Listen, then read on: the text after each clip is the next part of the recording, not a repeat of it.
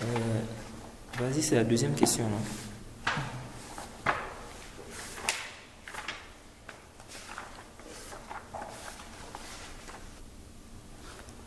C'est bon?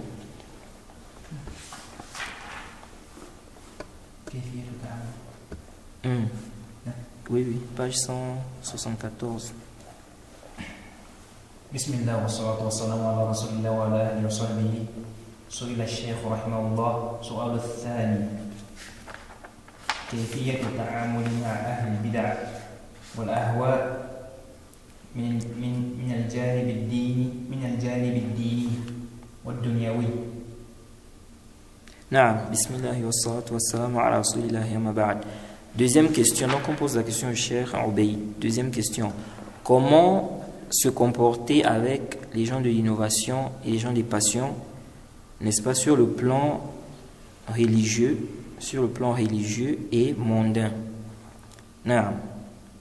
الجواب: أولا، أهل السنة عندهم ميزان مستقيم ومنهج سليم، فهم يبغضون البدع ويستنكرونها وينشرون السنة، وكذلك يبغضون المبتدعة الذين يبغضون المبتدعة الذين يدعون إلى بدعهم وينافحون عنها وينشرونها بما أوتوا من قوة وما استطاعوا من وسيلة، ويحذرون منهم ومن مجالستهم ومن مجادلتهم.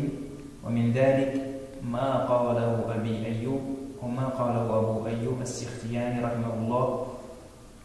ومن ذلك ما قاله نعم أبو أيوب السختياني رحمه الله: قال لي أبو قلابة: يا أيوب، احفظ عني أربعا: لا تقل في القرآن برأيك، وإياك والقدر، يعني لا تخاصم فيه ولا تجادل، وإذا ذكر أصحاب النبي فأمسك، ولا تمكن أهل الأهواء من سمعك فيقروا فيه ما شاءوا، وقال ينبذوا فيه ما شاءوا.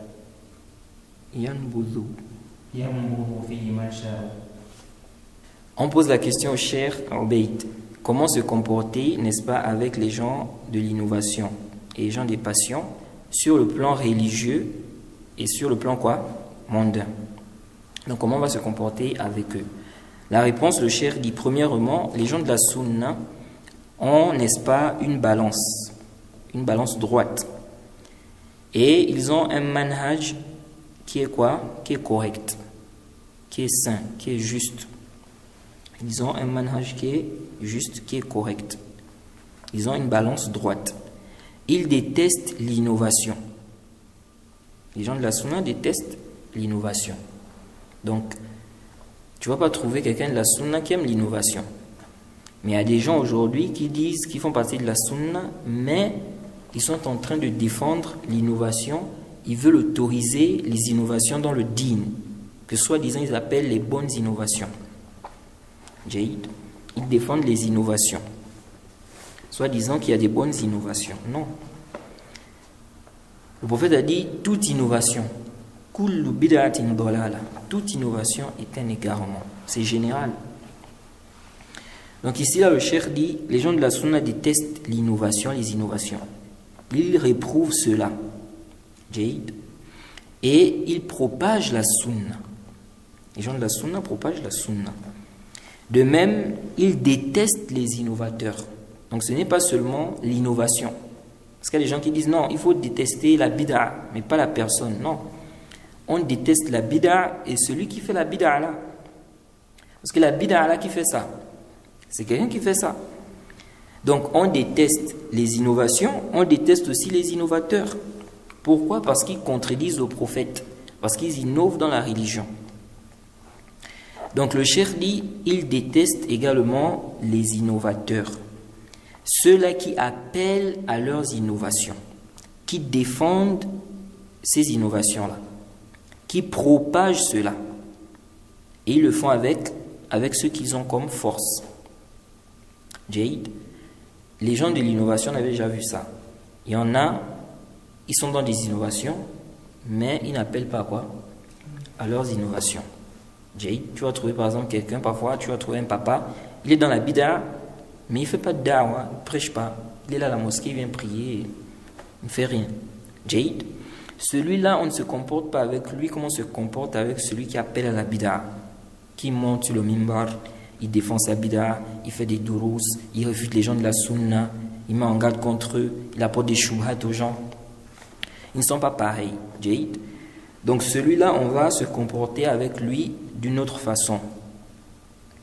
Et donc, le cheikh dit ici, ceux-là qui appellent à leurs innovations, qui défendent ça, qui propagent ça. Et le cheikh dit ici, ils mettent en garde, les gens de la sunna mettent en garde contre eux et contre le fait de s'asseoir avec eux. On avait déjà vu qu'il y a beaucoup de mafasid dans le fait de s'asseoir avec les gens de l'innovation. Ce sont des gens, en fait, c'est comme un cancer. Ils vont te contaminer, ils vont te mettre des shubhat, et il se peut même que tu te mettes à combattre les gens de la sunna à cause d'eux, en fait. Parce que tu veux les défendre. Et tu vas te retrouver du côté des innovateurs, des égarés, et parfois tu ne te rends même pas compte, en fait. Donc le cheikh dit, ils font quoi? Ils mettent en garde contre le fait de s'asseoir avec eux. Et contre le fait de débattre aussi avec eux. Il ne faut pas débattre avec les gens de l'innovation. Parce que quand tu débats avec eux, n'est-ce pas, ça peut faire quoi? Il y a plusieurs mafasid. Ça peut, toi-même tu peux prendre des shubhat, ou ça peut égarer des gens aussi. Bien évidemment, la question des débats, les savants ont fait le tafsil par rapport à ça. À quel moment c'est permis, à quel moment ce n'est pas permis, ce n'est pas interdit, de manière absolue. Jade. Donc le cheikh dit, il cite ici un athar. Il dit d'après Abu Ayyub as-Sirtiani, il a dit, qala li Abu Qilaba. Donc Abu Qilaba, il dit, Abu Qilaba m'a dit, ô Ayyub, c'est Ayyub as-Sirtiani normalement. C'est un tabi'i. Parce qu'ici il a dit ma qalahu Abi Ayyub as-Sirtiani. Ce n'est pas Abu Ayyub. Ayyub as-Sirtiani, c'est un tabi'i. Il dit Abu Qilab m'a dit. Oui, je pense que le cheikh s'est trompé là. C'est Ayyub as-Sirtiani. C'est ça son nom. Non, Abu Ayyub. Il dit ici, donc Abu Qilaba a dit quoi? Il lui a dit, ô Ayyub, retiens ces 4 choses-là de moi. Il dit, ne parle pas, n'est-ce pas, concernant le Coran selon ta raison. Donc selon ton opinion, ce que tu crois, ce que tu vois. Jahid, le Coran, il y a le tafsir. Et le tafsir du Coran, les salafs ont expliqué. Donc toi, ne prends pas les versets comme ça, tu commences à expliquer ça de toi-même selon ta compréhension. Beaucoup de gens se sont égarés comme ça. Beaucoup de gens se sont égarés comme ça. Comment il s'appelle là? Ousmane Timera. Parfois il vient avec des versets ou avec des choses, lui il voit que c'est un ishkal. Alors qu'il lui suffisait seulement d'aller lire ce que les savants disent pour voir qu'il n'y a pas d'ishkal en fait. Mais comme lui, c'est un ignorant en fait, et malheureusement, il croit en fait que lui connaît. Donc, il va se mettre des ishkalat, alors qu'il suffisait seulement qu'il aille lire qu'est-ce que les savants disent par rapport à ça, et c'est fini, il va trouver que ce n'est pas un ishkal en réalité. Et c'est ça, lorsque tu t'écartes des gens de science, tu t'écartes de leur explication, tu vas forcément t'embrouiller en fait. Parce que tu n'as pas un niveau qui te permet même de comprendre beaucoup de choses en fait, de toi-même. Jade. Donc ici le cheikh, il a cité ce athar, on lui dit, ne parle pas, n'est-ce pas, avec ton opinion concernant le Coran. Il dit, fais attention au destin. C'est-à-dire, ne débat pas à ce sujet-là. Jade, ne rentre pas dans des débats concernant quoi? Le destin. Et si on mentionne les compagnons du prophète, abstiens-toi. C'est-à-dire, il ne faut pas les critiquer. Il ne faut pas parler de ce qui s'est passé entre eux, comme combat, tout ça là. Jade. Sauf si, n'est-ce pas, il y a une maslaha de citer ce qui s'est passé entre eux, n'est-ce pas, comme combat. Comme par exemple, tu veux réfuter une shubha. Des gens, par exemple, ils ont mentionné des ambiguïtés sur les compagnons concernant le combat qu'il y a eu entre eux. Donc ici, là, tu vas parler de ça parce que tu veux faire un rad. Mais ce n'est pas quoi? Ce n'est pas que au départ, comme ça, tu viens exposer ça aux gens. Parce que ça peut avoir, il peut y avoir des mafasid. Des gens, tu peux venir parler, voilà, les compagnons, il y a eu ceci, ceux-là ont fait ça, ceux-là ont fait ça. Ça peut mettre quoi? Un peu de haine dans les cœurs des gens. Pourquoi tel compagnon? Pourquoi il a fait ça à l'autre? Pourquoi? Etc. Donc il faut s'abstenir de ça, surtout qu'il n'y a pas d'intérêt en fait. Les compagnons du prophète, nous avons comme croyance que ce sont les meilleures personnes après le prophète Mohammed sallallahu alayhi wa sallam. Mais ils ne sont pas infaillibles, n'est-ce pas? Ils peuvent se tromper, ils peuvent, n'est-ce pas, tomber dans des erreurs. Mais nous devons quoi? Nous devons parler d'eux en bien. Parce que cette religion a été transmise par eux. Si tu commences à dénigrer les compagnons du prophète, en réalité, tu es en train de faire quoi? C'est tout le dîn en fait, que tu es en train d'attaquer. C'est pourquoi les rois, en fait, ils n'ont pas de religion en réalité. Parce qu'ils se sont attaqués, on va dire, la majorité des compagnons. Donc, qu'est-ce qu'ils ont en fait comme, comment on appelle ça, comme patrimoine? Que des histoires faibles inventées.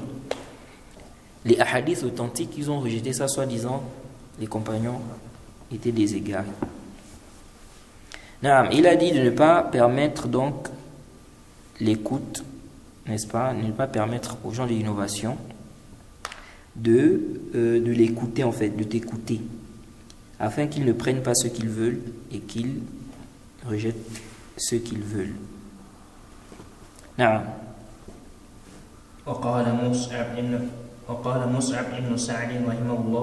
on a vu aussi avec l'imam Malik, lorsque celui qui était venu lui poser la question en lui demandant comment est-ce qu'Allah s'est élevé sur son trône.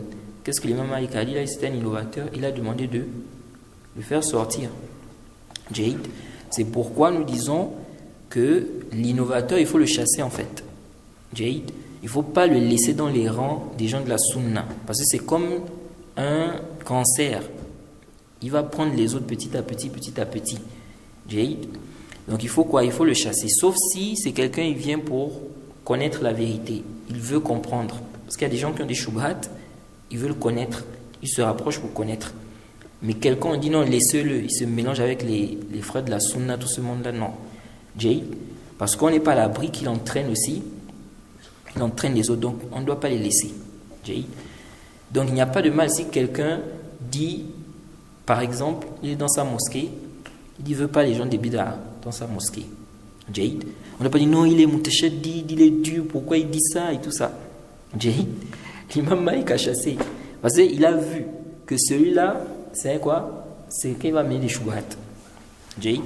Mais si ils veulent connaître, ils veulent apprendre, ce ne sont pas des gens, parce qu'il y a des gens, ils viennent, ils vont profiter, mais en même temps ils mettent leur shubhat. Donc le da'i aussi doit faire attention par rapport à ça. وقال موسى بن سعد رحمه الله لا تجالس مفتونا فإنه لن يخطئك منه إحدى اثنتين إما أن يفتنك فتتابعه ويؤذيك قبل أن تفارقه.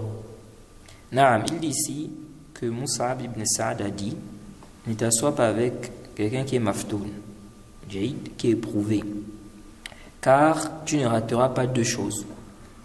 Soit il va t'éprouver, tu vas le suivre, soit il va te causer du tort avant que tu ne te sépares de lui. Et effectivement, les gens qui ont des shubhat là, il faut faire très très attention.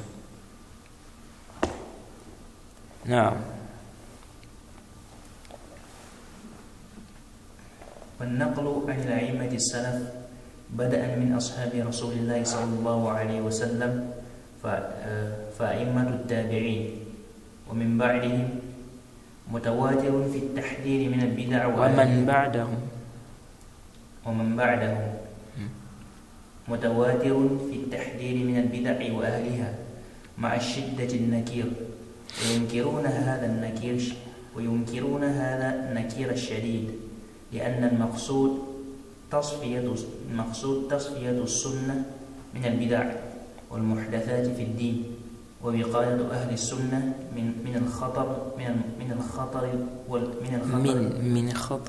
من خطر المبتدعة. ولهذا فإنهم يفرقون بين المبتدئ الداعية وبين الساكت يفرقون بين المبتدئ الداعية وبين الساكت لأن الساكت لا يضر أحدا يضر نفسه. Le cheikh dit, quand on voit ce qui est rapporté de nos imams parmi les salafs, en commençant depuis les compagnons du prophète et leurs élèves, ceux qui sont venus après, on voit bien ici, n'est-ce pas, que c'est notoire qu'ils mettaient en garde contre les innovations et les gens de l'innovation. Jaïd. Et ils blâmaient fortement, n'est-ce pas, les innovations et les innovateurs. Le cheikh dit réprimandait fortement cela. Car le but, c'est quoi? C'est de purifier la sunna des innovations. Purifier la sunna des innovations, des choses innovées dans la religion. Et protéger ou préserver les gens de la sunna du danger des innovateurs. Donc le but, ce n'est pas de dénigrer les gens. Jaïd, on veut préserver la sunna et on veut préserver les gens de la sunna. Parce que parmi les gens de la sunna, il y a ceux qui sont faibles. Donc, quand on met en garde contre les innovateurs, on dit n'écoutez pas un tel, ne vous asseyez pas avec un tel. Le but, c'est pour préserver, on veut préserver les gens. Car c'est un grand danger. Déjà des grands savants. Quand tu vois des savants comme Al-Bayhaqi, Ibn Aqil, qui ont été, n'est-ce pas, ils ont été influencés par des innovateurs, ils sont tombés dans des bid'ah à cause de rester avec des innovateurs. Que dire des ignorants? Que dire de nous là? Ça, c'est des gens qui avaient le ilm. Donc, on doit faire très très attention en fait. Très très très attention. C'est pourquoi, et je le dis souvent, ça, même le savant peut tomber dans des shubhat. Parce que le savant, c'est un être humain.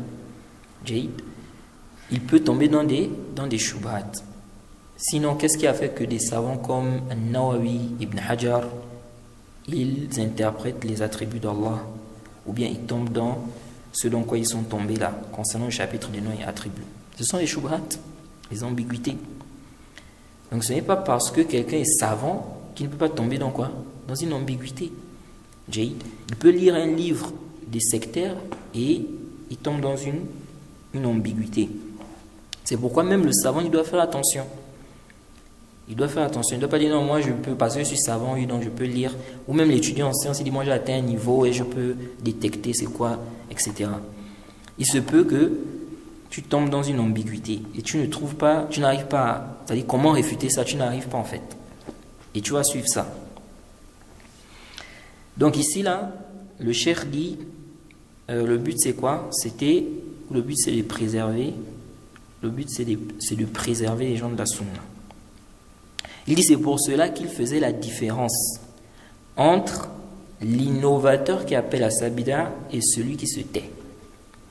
Et on a déjà parlé de son cas. Celui qui se tait, n'est-ce pas, il n'embête pas, il ne dérange pas, il ne fait pas la guerre aux gens de la sunna, mais il est dans la bid'a. Lui, tu lui donnes conseil entre toi et lui. Jaïd. Mais tu ne vas pas, par exemple, te mettre à publier son cas, parler de son cas, par-ci et par-là, faire la guerre, n'est-ce pas? Et tu laisses ceux-là qui appellent à leurs innovations, ceux qui font la guerre aux gens de la sunna. Non. C'est pourquoi le cheikh dit ici, celui-là qui se tait, il est dans la bid'a, mais il ne parle pas. Il dit, lui ne cause du tort qu'à sa propre personne. Jaïd. Donc lui-là, il n'embête pas. Or l'autre, il est en train d'emmener des gens avec lui. Donc il est plus dangereux. Naam. وكان أهل السنة على هذه الشدة وهذه القوة على أهل البدع والضلالات حينما تكون لهم الشوكة والكفة الراجحة فإنهم يتصدون للبدع وأهلها بكل قوة. Naam, il dit les gens de la sunna étaient sur cette dureté-là, donc cette dureté envers les gens de l'innovation, et ils avaient donc cette force envers les gens de l'innovation et les gens de l'égarement lorsqu'ils avaient quoi? Lorsqu'ils avaient une force. Lorsqu'ils avaient une force et que la force était de leur côté. Le cas, c'est-à-dire il y avait plus de gens, ils avaient la majorité des gens avec eux. Jaïd, ceux qui dominaient, c'était les gens de la sunna. Donc à ce moment-là, alors ils ont fait face à l'innovation, aux gens de l'innovation avec force. Ah. On avait déjà vu ça, la parole du Cheikh Obeid, où il dit que, n'est-ce pas, on doit regarder aussi le milieu là où on est, la force, les gens de la sunna, est-ce qu'ils ont une force ou pas, en fonction de quoi? En fonction de ça, savoir comment on doit se comporter avec les gens de l'innovation. كما أنهم إذا كانوا ضعفاء لا حول لهم ولا قوة والشوكة للمبتدعة والسولة لهم والكفة الراجحة لهم فإنهم ينتهجون الحكمة ويكتفون بالتحذير من البدع والمحدثات في دين الله. Naam.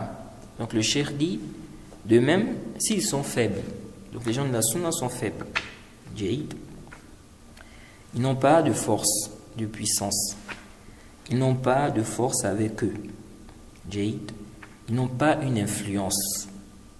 À ce moment-là, le cheikh dit quoi? Ils vont ici utiliser quel moyen? Il dit, ils vont ici emprunter la voie de la sagesse. Qu'est-ce qu'ils vont faire? Il dit, ils vont se contenter de mettre en garde contre les innovations dans la religion d'Allah. Donc s'ils sont faibles, ok, ils n'ont pas de force en réalité, comme des pays où par exemple, ou des endroits où par exemple, si tu viens parler des bid'ah et tout ça, en mentionnant des noms des gens, un tel, on peut te tuer même, Jaïd, ou bien on va t'enfermer. Tu es chez toi comme ça, le feu commence à sortir de la maison. On est venu brûler la maison parce que tu as parlé sur un tel, Jaïd, et vous n'avez pas la force dans le pays là.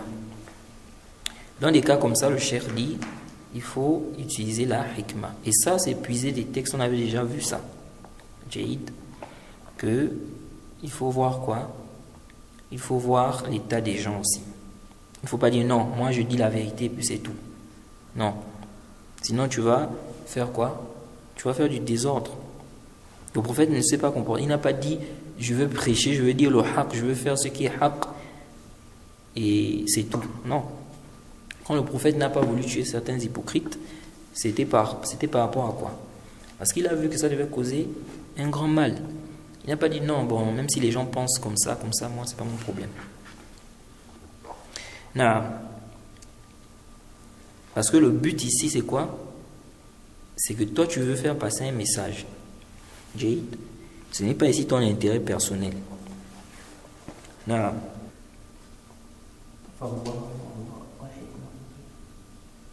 Oui, la suite. فالله الله يا أبناءنا إياكم ثم إياكم أن تخالفوا هذا المنهج عليكم بالحكمة فإن سلفكم يستعملون الشدة حين لا تنفع إلا شدة وتكون لهم قوة ويستعملون الرفق حيث لا ينفع إلا الرفق. Non. Donc le cheikh dit ici, prenez garde, ô mes enfants, prenez garde, ne contredisez pas ce manhaj. Et vraiment le cheikh nous donne vraiment un grand conseil ici. Parce qu'à cause de ça, à cause du fait de contredire ce manhaj-là, il y a eu beaucoup de dégâts dans plusieurs endroits.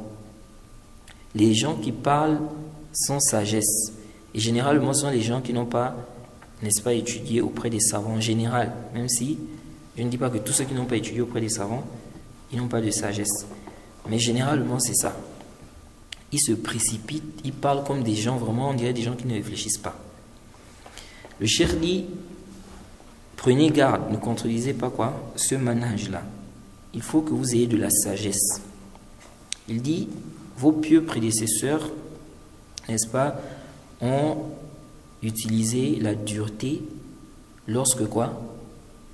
Lorsque ce n'est que la dureté qui profitait, qui pouvait être profitable. Jaïd. Et ils ont utilisé la force aussi. Ils ont utilisé, la douceur aussi, lorsque ce n'était que la douceur qui était profitable. Donc, on peut utiliser la dureté, on peut être dur parfois, comme on peut être quoi? Doux, tout dépend des situations, des circonstances. Regarde parmi les sagesses. Parmi les sagesses, ou ce qui nous montre que le da'i aussi, bien nos salafs, ils utilisaient la sagesse. J'avais déjà parlé un peu de ce qui s'était passé entre l'imam al-Awza'i et l'imam Abu Hanifa et son élève Ibn Mubarak. On avait parlé de ça, mais on n'avait pas détaillé. Il y avait des conflits entre, comment il s'appelle, al-Awza'i et l'imam Abu Hanifa. Ibn Mubarak, qu'est-ce qu'il a fait? Quand il a vu l'imam al-Awza'i, il est allé prendre les positions de l'imam Abu Hanifa. Il dit qu'il a choisi les bonnes positions de l'imam Abu Hanifa. Les bonnes positions de l'imam Abu Hanifa, les meilleures, ou ce qui fait partie des meilleures positions. Jaïd? Ibn Mubarak, lui, c'était l'élève de l'imam Abu Hanifa. Jaïd? Et l'imam al-Awza'i aussi, c'était le professeur de l'imam Ibn Mubarak. Donc, Abu Hanifa et al-Awza'i, c'était les professeurs de qui? Ibn Mubarak. Mais l'imam al-Awza'i, lui, il a en fait critiqué l'imam Abu Hanifa. Jaïd. Maintenant, quand il a critiqué, Ibn Mubarak n'était pas d'accord. Parce que lui, il connaît bien aussi l'imam Abu Hanifa. Jaïd. Donc, qu'est-ce qu'il a fait? Il sait que entre les deux là, il y a un problème. Il est allé prendre les positions de l'imam Abu Hanifa. Il a recopié ça. Jaïd. Donc, dans un cahier. Recopier. Il dit qu'il a choisi les bonnes positions. Parce que tout savant, il y a forcément des masaïl où il se trompe. Jaïd. Le savant ne peut pas avoir raison dans toutes les questions. Et l'imam Abu Hanifa, comme j'avais déjà expliqué, il y avait vraiment un grand khilaf entre lui, ses élèves, et on va dire les gens du hadith, parce qu'on les appelait, ils étaient appelés les ashab al-ra'i, les gens de l'opinion. Donc entre les deux, si on va dire les deux écoles, il y avait en fait quoi? Il y avait des conflits. Donc lui, il a pris en fait les masaïl, les meilleures masaïl, les meilleures positions, il dit parmi les meilleures positions de l'imam Abu Hanifa. Il a recopié ça. Il a recopié ça et il est venu avec ça à la mosquée de Al-Awza'i. Il dit quand il est arrivé, il a trouvé que Al-Awza'i a fait quoi? Il a fait l'azan. Donc pour la prière. Donc il était, on va dire, il était imam. Et en même temps quoi? C'est lui-même qui faisait quoi? L'azan. Donc le muazzin. Et lui quand il a vu avec, il lui a dit qu'est-ce que tu as là? Qu'est-ce que c'est? Il a montré. Quand il a regardé, il dit au début c'était écrit quoi? Voici ce que An-Nu'man a dit. Il n'a pas mentionné le nom de l'imam Abu Hanifa. Parce que Al-Awza'i, lui, il connaissait l'imam Abu Hanifa comme étant, en fait, il le connaissait par cette kunya là, Abu Hanifa. Il ne savait pas qu'il s'appelait An-Nu'man.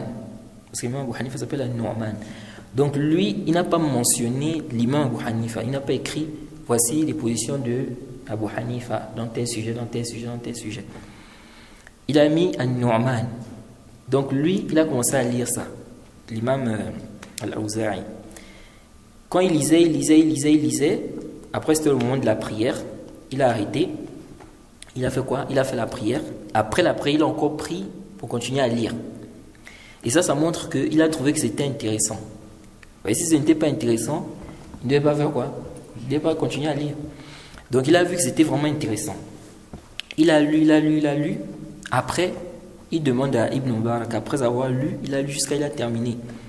Il dit, Man Nu'man Haza. Qui est ce Nu'man là? Ibn Mubarak dit, c'est un cheikh que j'ai rencontré à tel endroit.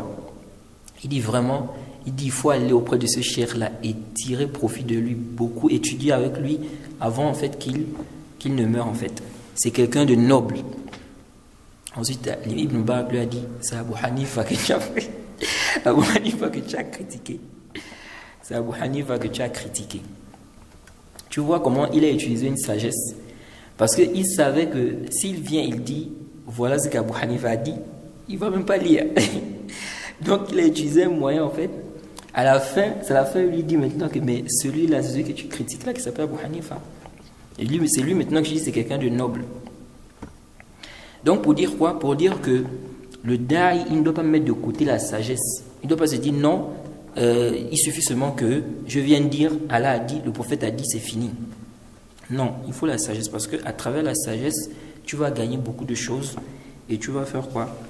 Tu pourras ici faire qu'il y ait beaucoup de bien. Non. Donc le cheikh a dit quoi ici? Il dit les salafs utilisaient la dureté là où il fallait utiliser cela et la douceur là où il fallait quoi? Utiliser cela. Non.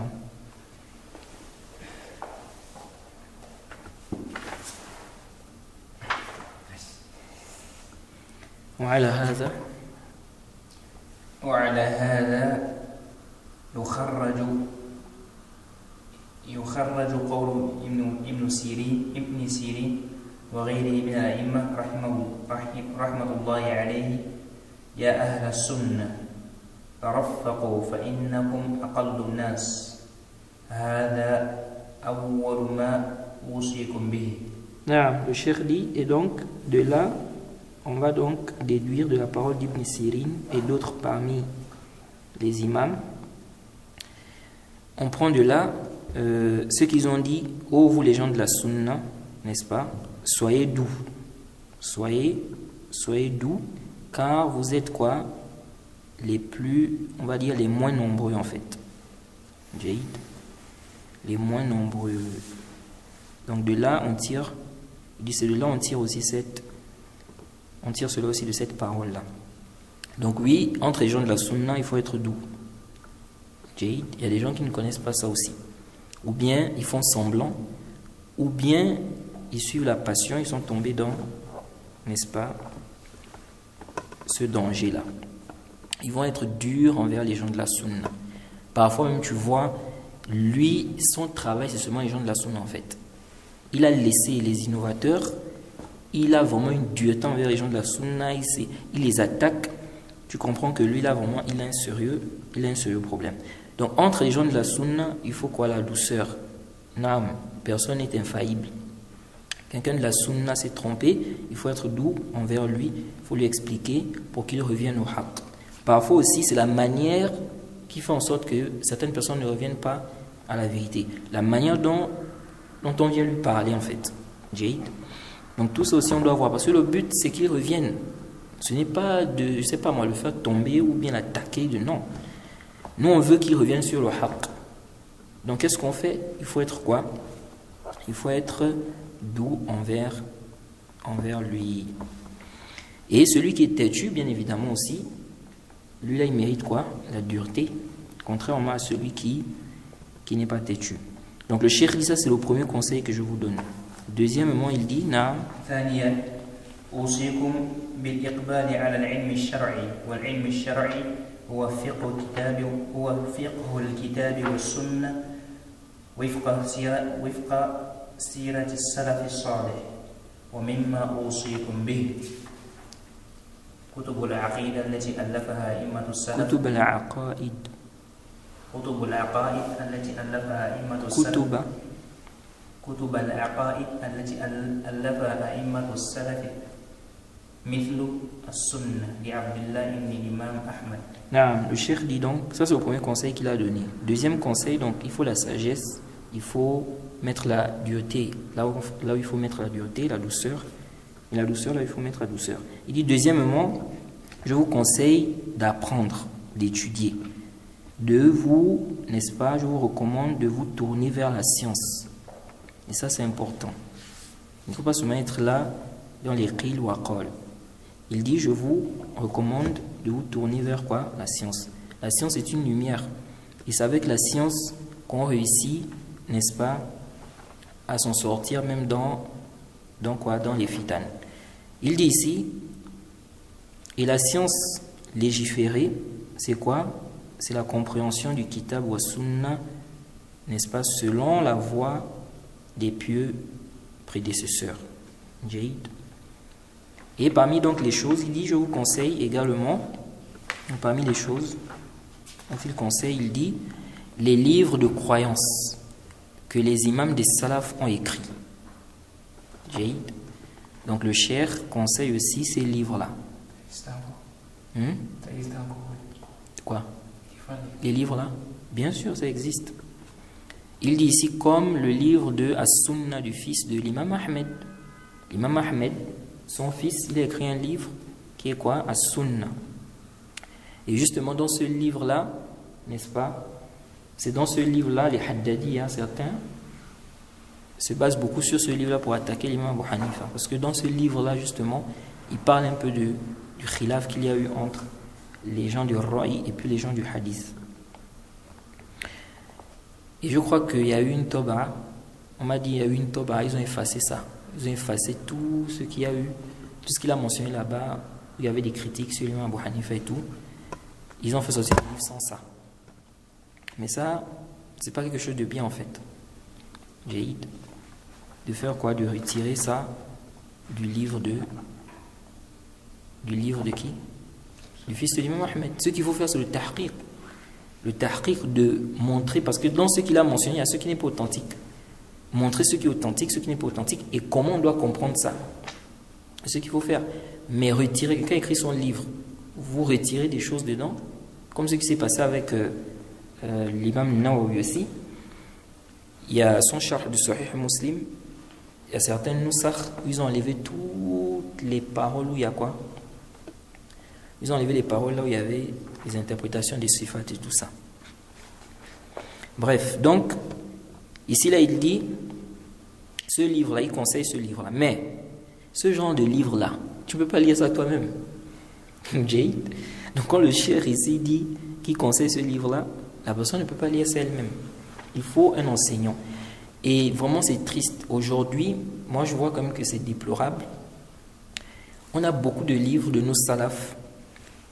Tu trouves pas vraiment des explications en fait. Jade, comme les livres que le cheikh va citer là. Tu vas trouver que maintenant ceux qui prennent ces livres-là, ce sont qui? Les Haddadiyya. Ils ont pris ces livres-là maintenant parce que les Haddadiyya en fait c'est des gens, ils montrent vraiment qu'ils aiment les salafs.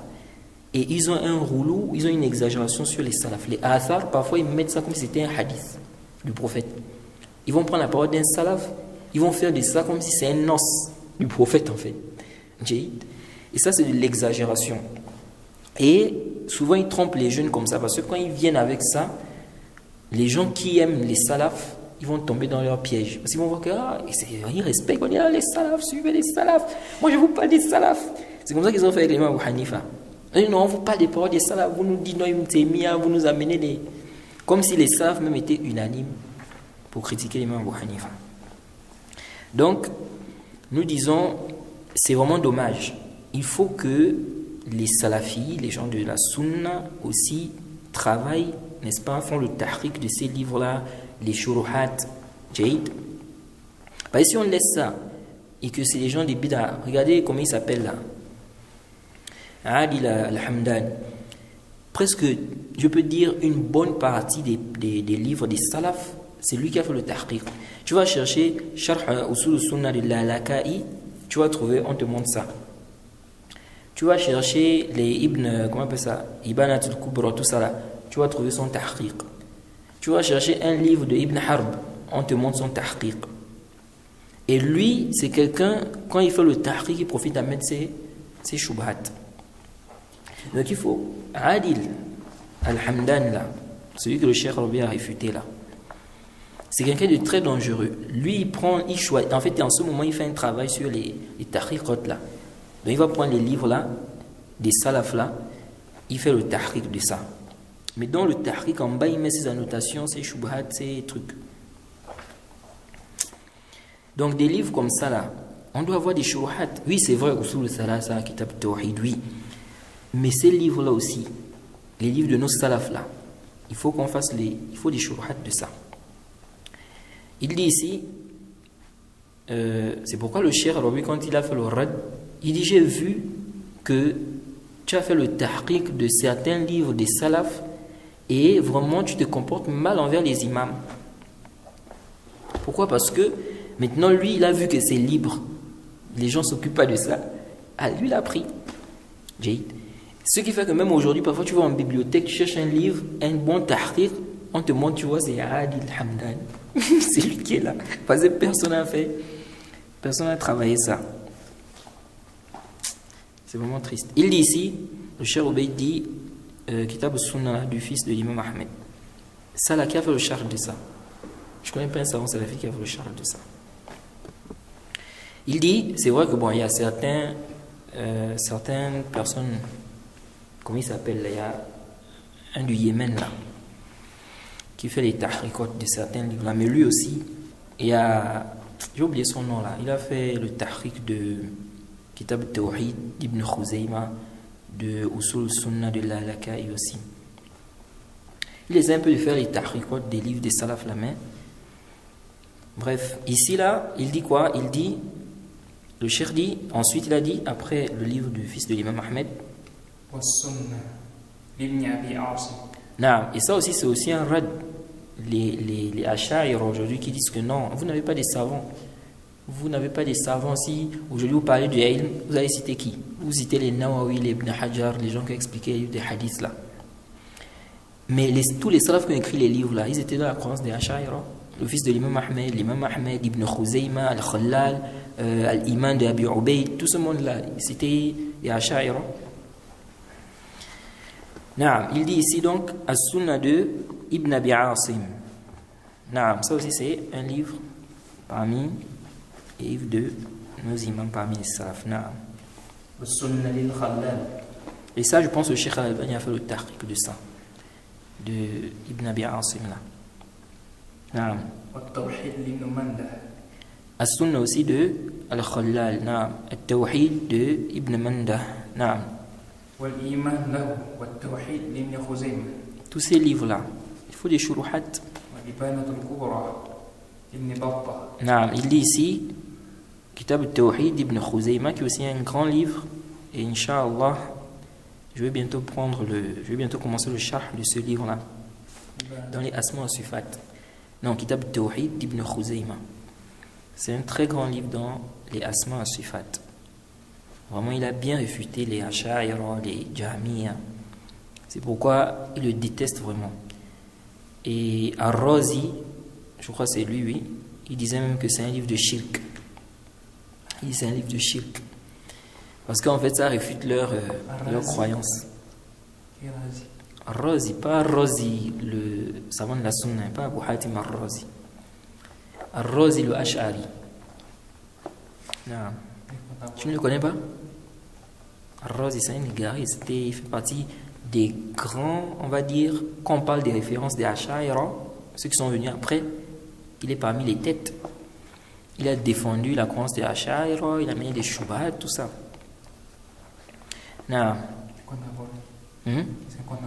Bon, pas contemporain, il est avant le Cheikh al-Islam ibn Taymiyyah. Il dit Al-Ibana de Ibn Battah.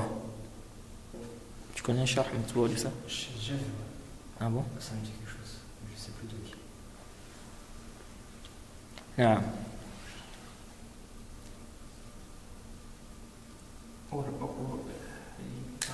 شرح أصول السنة.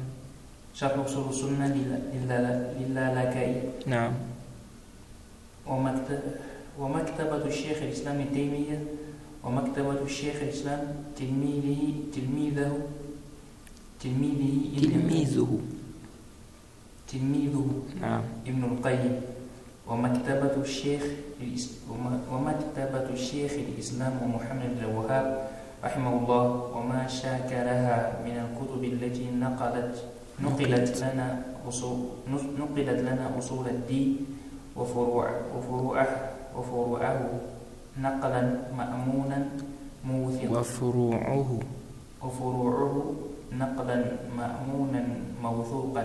نعم. Donc le cheikh dit, parmi les livres aussi, il dit l'explication de Sunna de Lalaka'i et la bibliothèque du Cheikh al-Islam Ibn Taymiyyah. Donc les livres du Cheikh al-Islam Ibn Taymiyyah, donc comme les Wasitiyya, Jayd, les Hamawiyya, tout ça. Il dit de même la bibliothèque de son élève Ibn al-Qayyim. Il dit celle aussi du Cheikh al-Islam Muhammad ibn Abdul Wahhab, qu'Allah lui fasse miséricorde. Lui, quand même, ses livres, il y a beaucoup de shuruhat, alhamdulillah. Il dit, et ce qui est semblable parmi les livres qui nous ont mentionné les usul du din et, n'est-ce pas, donc les fondements du din et leurs branches, de façon sûre. Non, je pense qu'on va devoir s'arrêter là, Inch'Allah.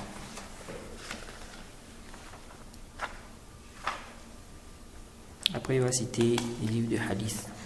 Tout ceci, ce qui est sûr, il faut forcément quelqu'un pour t'expliquer. Lire ça de toi-même, ça peut faire quoi? Quelqu'un peut s'embrouiller, surtout les débutants. C'est bon, il n'y a pas de questions? Jazakallah. Barakallahu fikum.